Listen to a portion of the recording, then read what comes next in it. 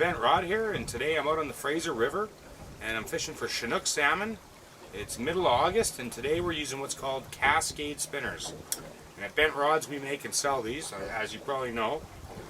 And today I'm going to talk about how to fish them. There's been a lot of controversy and confusion on how to fish these spinners. All I can say is I've tinkered around with a lot of different methods, and I think I've come up with a few of the really productive ways to fish these. So here I'm going to show you. So the first way, and this is how I often will fish the two rods directly out the back of my boat. Not the ones out to each side of the boat, but the two directly pointing out the back of the boat, is I will use what's called a jet diver. And what this is this is a jet diver by Lure Jensen. This diver will grab the current and it will pull your lure right down to the bottom of the river. And they have different sizes of jet diver. This one in particular is a 10 because I'm sitting in about 6 feet of water here, so I'm using a number 10 diver. They have 10s, 20s, 30s, 40s, and jumbo jet divers, which are supposed to go up to 50 feet deep. So all that number means is the maximum depth that it will go. So this number 10, it has a struggle getting down 10 feet. And really fast and fast current. So I usually think it's good for up to about 7 feet. And if it's getting 10, 12 feet deep, I will often upgrade to the number 20 diver. So anyhow, as far as rigging up these divers, what I do is I have my reel here is loaded with 60-pound Power Pro braided line. It's quite thin for its strength, and I really like this. I use the high vis Power Pro, so I can see it when it's way back from the boat.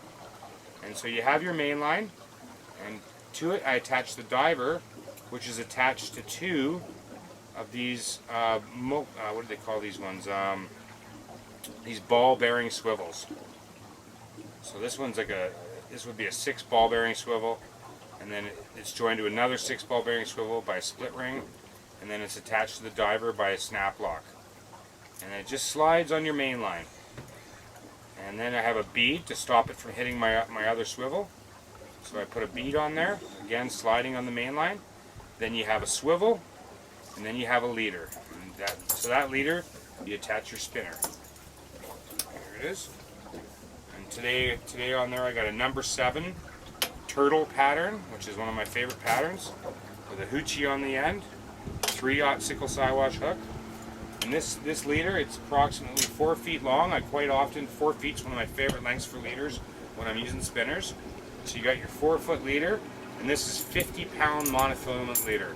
I like a real strong leader because quite often these Chinooks we get are really hard fighters, big fish, so you want to have a heavy leader. So anyhow, all you do to get this out there is you go with your reel, I'll take the clicker off. You simply come back, drop the diver with the spinner in the water, release line. Now I'm going to go back about 30 feet. That's all you need because it's not very deep, it's only 5 feet deep. 30 feet back will drag that thing right to the bottom. Click it, engage this tool. Put it in the holder. You'll be able to see the pulse of that spinner.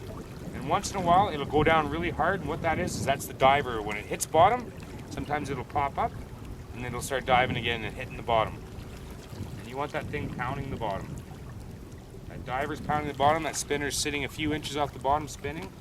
Perfect for a Chinook to run into. As far as rods go, you can use pretty much any rod that would handle a Chinook salmon will work for this, but I like these Lamiglas XCF 803 fiberglass rod. It's got a really good, lots of strength in the bottom of the rod and the cork through the butt of the rod, and then as it goes up it gets quite thin and very sensitive, and what that does is that allows the spinner to work. It doesn't fight it. A lot of times when you have a very stiff rod, the spinner doesn't work properly because it's fighting against the rod is actually fighting the spinner for which one takes precedence over the pull.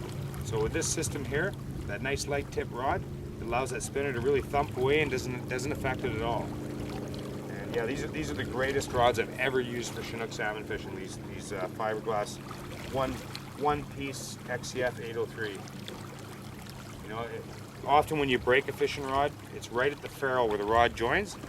And with these one-piece rods, you don't have to worry about that at all. I've never broken one of these rods. I've hooked salmon up to 65 pounds on these. Had no issues whatsoever. So that's the one method I use.